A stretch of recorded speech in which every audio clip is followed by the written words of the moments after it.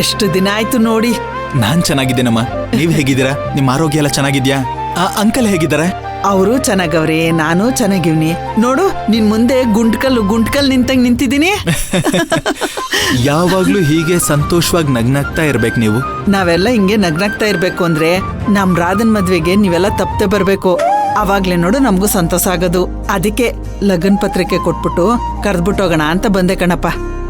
ಖಂಡಿತ ತಪ್ಪದೆ ಬರ್ತೀನಮ್ಮ.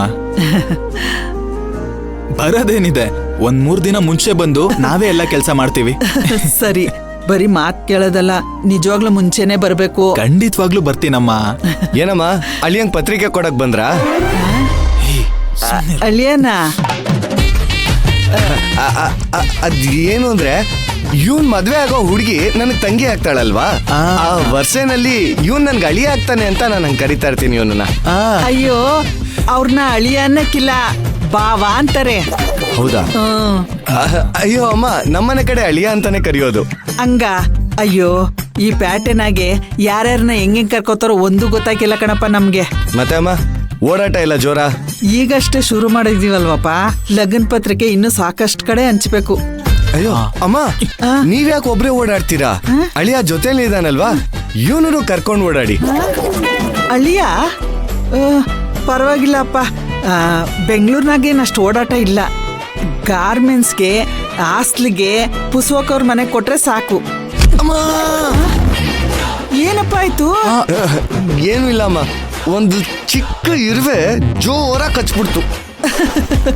ಇರುವೆ ಕಚ್ಚಿದ್ದಕ್ಕೆ ಅವು ಕಚ್ಚಿದವನಂಗೆ ಆಡ್ತಿದ್ಯಲ್ಲಪ್ಪ, ಒಳ್ಳೆ ಹುಡುಗ ನೀನು. ತಕಪ್ಪ. ಅಮ್ಮ, ನನಗೆ ಯಾಕೆ ಪತ್ರಿಕೆ? ಅಳಿಯಂಗ್ ಕೊಟ್ಟಿದ್ದೀರಲ್ಲ, ಅಷ್ಟ್ ಸಾಕ್ಬಿಡಿ. ಅಳಿಯನ್ ಕೊಟ್ರೆ ಅದು ಅಳಿಯನ್ಗಾಯ್ತು, ನೀನ್ ತಕೋ. ಅಯ್ಯಯ್ಯೋ, ನಿಮ್ ಜೊತೆ ಸೇರ್ಕೊಂಡು ನಾನು ಅಳಿಯ ಅಂತಿದ್ದೀನಿ ನೋಡಿ. ಸರಿ ಹೋಯ್ತು.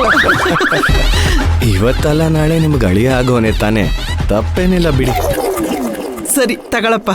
ಅಯ್ಯೋ ಅಮ್ಮ, ಇದಕ್ಕೆ ಯಾಕೆ ತಲೆ ಕೆಡ್ಸ್ಕೊತಾ ಇದ್ದೀರಾ? ಧ್ರುವ ಒಬ್ಬನ ಕೊಟ್ರೆ ಇಡೀ ಗಾರ್ಮೆಂಟ್ಸ್ ಕೊಟ್ಟಂಗೆ.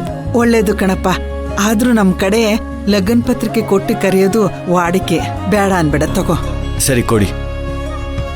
ಆಮೇಲೆ ಊರಬ್ಬಕ್ಕೆ ಬಂದಿದ್ರಲ್ಲ, ಅವ್ರಿಗೆಲ್ಲರಿಗೂ ಲಗ್ನ ಪತ್ರಿಕೆ ಕೊಡ್ಬೇಕು.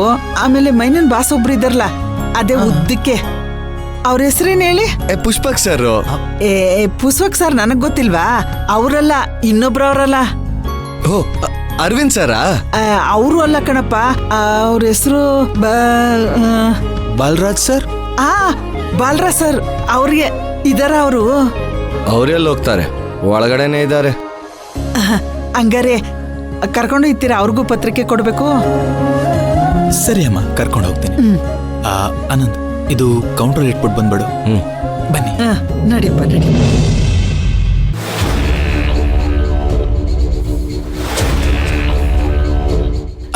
ಅಮ್ಮ, ಅಲ್ಲಿ. ಓ, ಈ ಕಡೆಗಾ? ಇವ್ರೇನಾ ದೊಡ್ಡ ಬಾಸು? ಇಲ್ಲ, ಇವ್ರ ಮೇಲೆ CEO MD ಎಲ್ಲ ಇದ್ದಾರೆ. ಸರಿ ಸರಿ ಕಣಪ್ಪ. ಮದ್ವೆಗ್ ಮುಂಚೆನೆ 5-6 ದಿನ ಮುಂದಾಗ್ ಬಂದ್ಬಿಡ್ಬೇಕು. ಬರ್ತೀವಿ. ಅಮ್ಮ, ಈ ಕಡೆ ಬನ್ನಿ. ಸರ್, ಇವರು ಮೈನಾ ಅವ್ರ ತಾಯಿ. ನಮಸ್ಕಾರ. ತಾಯಿ ಗೊತ್ತಾಗ್ತದೆ, ಯಾಕೆ ಹೇಳ್ದೆ ಒಳಗಡೆ ಕರ್ಕೊಂಡ್ ಬಂದೆ? ಅದು ನನ್ ದೊಡ್ಡ ಮಗಳು ಮದ್ವೆ ನಿಶ್ಚಯ ಆಗೈತೆ. ಅದು ಗಾರ್ಮೆಂಟ್ಸ್ ಖುಷಿ ಪಡೋ ಸುದ್ದಿ. ಅದು ಮದ್ವೆಗೆ ನಿಮಗೂ ಕರೆಯೋಣ ಅಂತ ಬಂದ್ವಿ. ತಕೊಳ್ಳಿ ಲಗ್ನ ಪತ್ರಿಕೆ. ನನಗ್ ಲಗ್ನ ಪತ್ರಿಕೆ ಕೊಡಕ್ ಬಂದ್ರ? ನಿಮ್ ಮಗಳು ನನಗ್ ಕೊಡಕ್ ಹೇಳಿದಾಳ? ಅಯ್ಯೋ, ಅವಳಂತೂ ಗಾರ್ಮೆಂಟ್ಸ್ ನಾಗಿರೋ ಎಲ್ಲಾರ್ಗುನು ಲಗ್ನ ಪತ್ರಿಕೆ ಕೊಟ್ಬಿಟ್ ಬಾ ಅಂತ ಪದೇ ಹೇಳ್ ಕಳ್ಸವಳೆ. ತಕೊಳ್ಳಿ ಯಜಮಾನ್ರೆ, ತಪ್ಪದೆ ಬರ್ಬೇಕು ಮದ್ವೆಗೆ. ನೋಡೋಣ.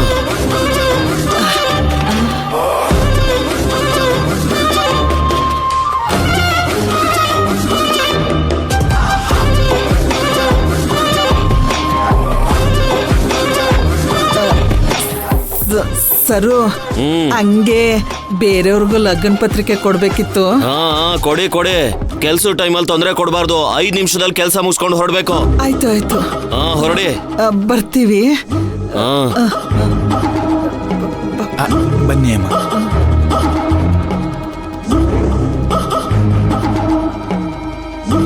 ಇದೊಂದ್ ಮದ್ವೆ, ಇದಕ್ಕೆ ನಾನು ಹೋಗ್ಬೇಕಂತೆ.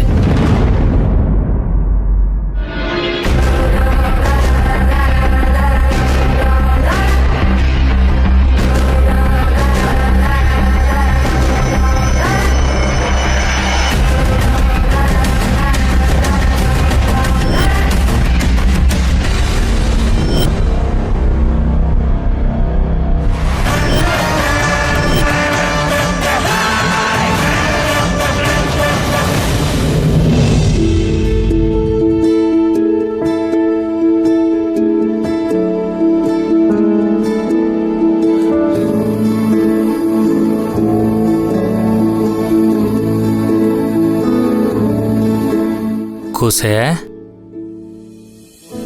ನನ್ನ ಮೇಲೆ ಕೋಪನಾ? ಅಪ್ಪಯ್ಯ, ನಿನ್ಮೇಲೆ ನಾನು ಯಾಕೆ ಕೋಪ ಮಾಡ್ಕೊಂಡ್ಲಿ? ನಮ್ಮಪ್ಪ ಕೆಟ್ಟವನು, ಪಾಪ ಕ್ಷಮೆ ಕೇಳಕ್ ಬಂದವನ್ನ ಬೈದು ಕಳಿಸ್ಬಿಟ್ಟ ಅಂತ ನನ್ನ ಮೇಲೆ ಬೇಜಾರಾಗಿರ್ಬೇಕಲ್ಲ? ಖಂಡಿತ ಇಲ್ಲ ಅಪ್ಪಯ್ಯ.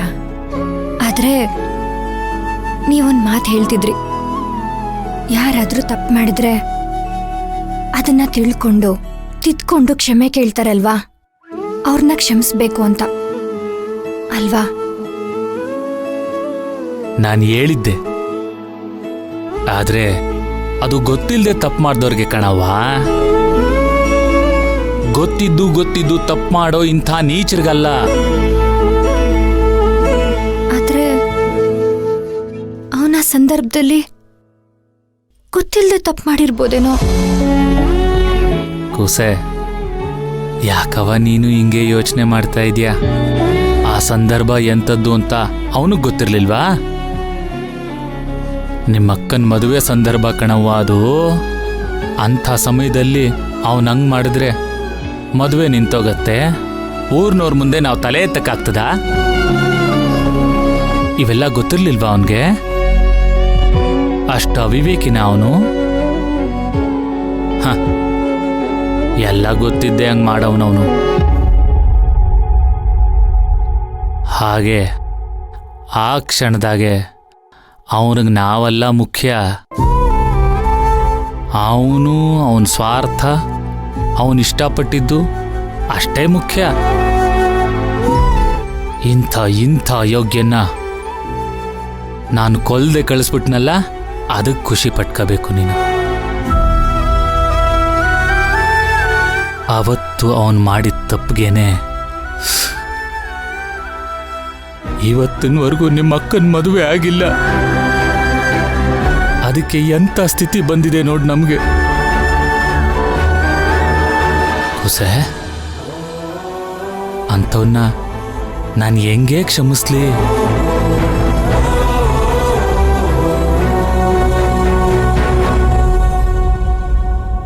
ಹುಸೆ, ನಿನ್ನ ಮನಸ್ಸು ಎಂಥದ್ದು ಅಂತ ನನಗೆ ಚೆನ್ನಾಗಿ ಗೊತ್ತು. ನೀನು ಎಲ್ರನ್ನೂ ಬೇಗ ನಂಬಿಡ್ತೀಯ. ಇವತ್ತು ಈ ಮೊಸಳೆ ಕಣ್ಣೀರು ನೋಡಿ ನಿನ್ನ ಮನಸ್ಸು ಕರ್ಗೋಗೈತೆ. ಅದಕ್ಕೆ ನೀನು ಅವನ್ನ ಕ್ಷಮಿಸ್ಬಿಡು ಅಂತ ನನಗೂ ಹೇಳ್ತಿದೀಯೇ.